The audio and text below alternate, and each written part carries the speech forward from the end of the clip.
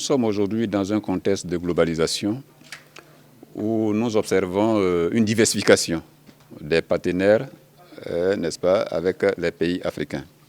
Cela est incontestablement salué parce qu'il est avéré que cette diversification partenariale est bénéfique à nos pays africains qui ont ainsi l'opportunité de multiplier les différentes offres et de les apprécier à leur bonne convenance.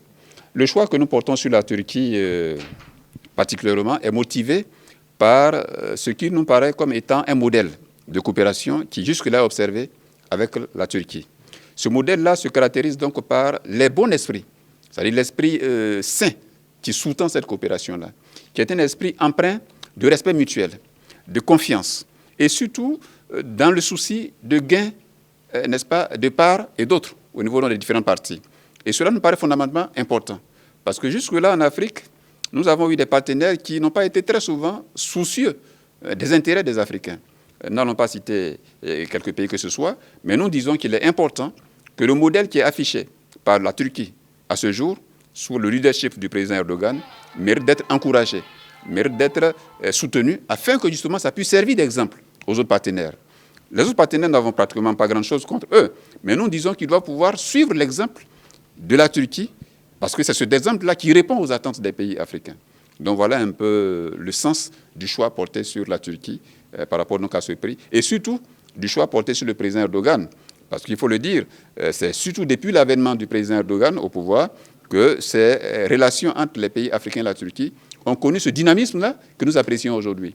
On ne peut pas revenir ici sur tout ce qui a été fait par la Turquie au profit des pays africains. Tout à l'heure, dans l'assistance, il y a une dame qui est intervenue, qui a mis en relief vraiment toute une pléthore de réalisations. Notre objectif, c'est la population.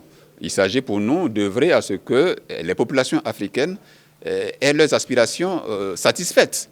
Donc, nous allons approcher effectivement la population, parce que comme je l'ai dit tantôt dans mon intervention, le prix, disons, va servir, disons, d'instrument autour duquel tout un ensemble d'actions seront menées. Il y aura d'autres actions visant justement à booster davantage cette coopération qui est déjà très bonne, comme je l'ai dit. Mais il faudra encore lui donner davantage de teneur, de consistance. Tout à l'heure, madame l'a dit, il y a des actions qui doivent être menées davantage au profit de la gente féminine. Il y a beaucoup qui a été déjà fait, mais il faudra encore continuer tout cela. Donc la population sera approchée par nos structures pour pouvoir mieux cerner leurs préoccupations afin que nous puissions être leurs interlocuteurs auprès donc des autorités turques et africaines, bien entendu, parce que, comme nous l'avons dit, ce prix-là vise à renforcer les relations entre la Turquie et tous les pays africains.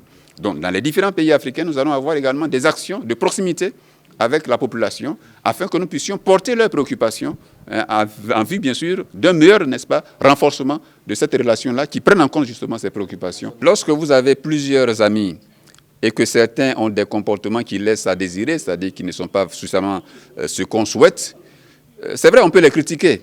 Mais il ne suffit pas forcément de les critiquer. Il faut plutôt encourager ceux qui ont un bon comportement. C'est ça aussi la sagesse. Donc nous, on n'est pas là forcément pour attaquer ceux qui pour le moment ne sont pas totalement tels que nous le souhaitons, mais en donnant, n'est-ce pas, notre soutien, en rendant hommage au président Erdogan, nous estimons que vraiment les autres leaders pourront s'inspirer de son exemple pour savoir que les Africains en fait ne sont pas là seulement que pour la contestation. Mais les Africains savent aussi reconnaître les mérites de leurs amis. Donc, il n'est pas question pour nous d'attaquer ceux qui ne sont pas peut-être pour le moment de bons élèves, mais les bons élèves ont besoin d'être félicités.